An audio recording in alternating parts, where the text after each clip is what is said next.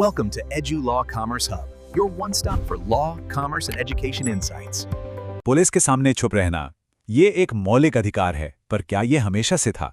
आज हम बात करेंगे एक ऐसे ही केस की जिसने इस अधिकार को भारत में एक नई पहचान दी। ये कहानी है 1973 के RM मलकानी केस की। तो चलिए समझते हैं इस पूरे मामले को। जरा सोचिए इस सवाल के बारे में, अगर किसी को अपने ही खिलाफ गवाह बनने के लिए मजबूर किया जाए तो। सुनने में अजीब लगता है ना? बस यही सवाल था RM मलकानी केस के दिल में। एक तरफ एक इंसान के अधिकार और दूसरी तरफ स्टेट की पावर, इनके बीच संतुलन कैसे बने, यही इस केस का बड़ा सवाल था। तो इस पूरी कानूनी कहानी के जो हीरो हैं वो हैं RM मलकानी। मलकानी साहब एक सहकारी बैंक में सीनियर एग्जीक्यूटिव थे। सब ठीक चल रहा था, फिर उन पर फंड्स के गबन का आरोप लगा और एक जांच शुरू हो गई। और बस यहीं से घटनाओं का वो सिलसिला शुरू हुआ जिसने आगे चलकर भारत के कानून को हमेशा हमेशा के लिए बदल दिया। तो हुआ क्या? पुलिस ने मलकानी को पूछताछ के लिए बुलाया। अब ये कोई आम पूछताछ नहीं थी। पुलिस ने उन्हें धमकाया, कहा कि अगर सहयोग नहीं किया तो सीधे गिरफ्तारी होगी। अब सोचिए इस दबाव में कोई क्या करेगा? मलकानी ने कुछ ऐसे बयान दे दिए जो उन्हीं के खिलाफ जा रहे थे, और नतीजा? इन्हीं बयानों को आधार बनाकर निचली अदालत ने उन्हें दोषी करार दे दिया। लेकिन मलकानी हार मानने वालों में से नहीं थे। उन्होंने ये फैसला मानने से साफ इनकार कर दिया। उन्हें पता था कि उनके साथ गलत हुआ है, अन्याय हुआ है, तो उन्होंने लड़ने का फैसला किया। और ये लड़ाई छोटी मोटी नहीं थी। वो अपना केस सीधे देश की सबसे बड़ी अदालत सुप्रीम कोर्ट तक ले गए। अब इस पूरे केस की जो बुनियाद है वो टिकी है हमारे संविधान के आर्टिकल 23 पर।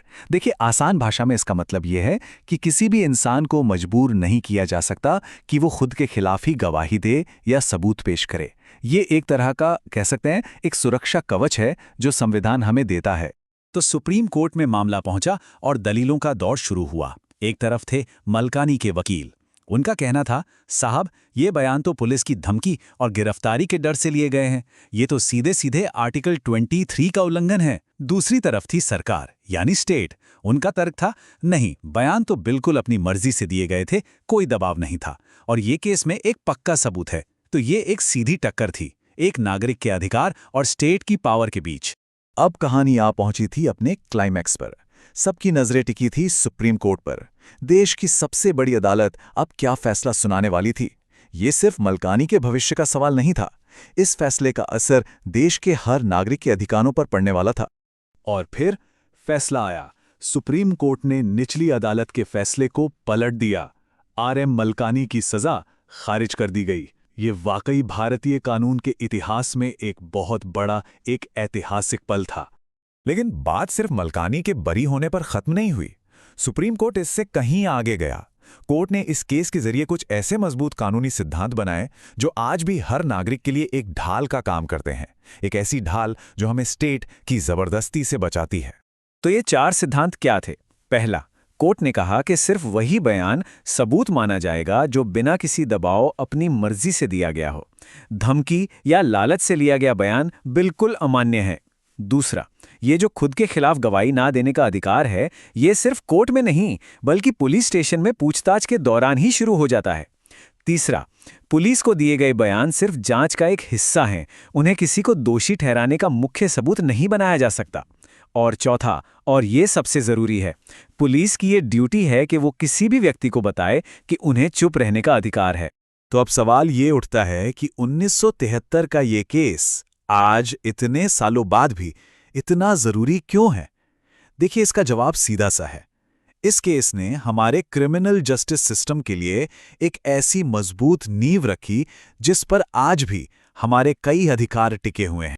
इस फैसले का असर बहुत दूर तक गया। इसने एक आम इंसान की आज़ादी को स्टेट की ताकत के सामने मजबूती दी। इसने ये तय किया कि जांच के नाम पर पुलिस अपनी हदें पार ना करे। इसने मानवीय गरिमा की संवैधानिक गारंटी को और पुख्ता किया।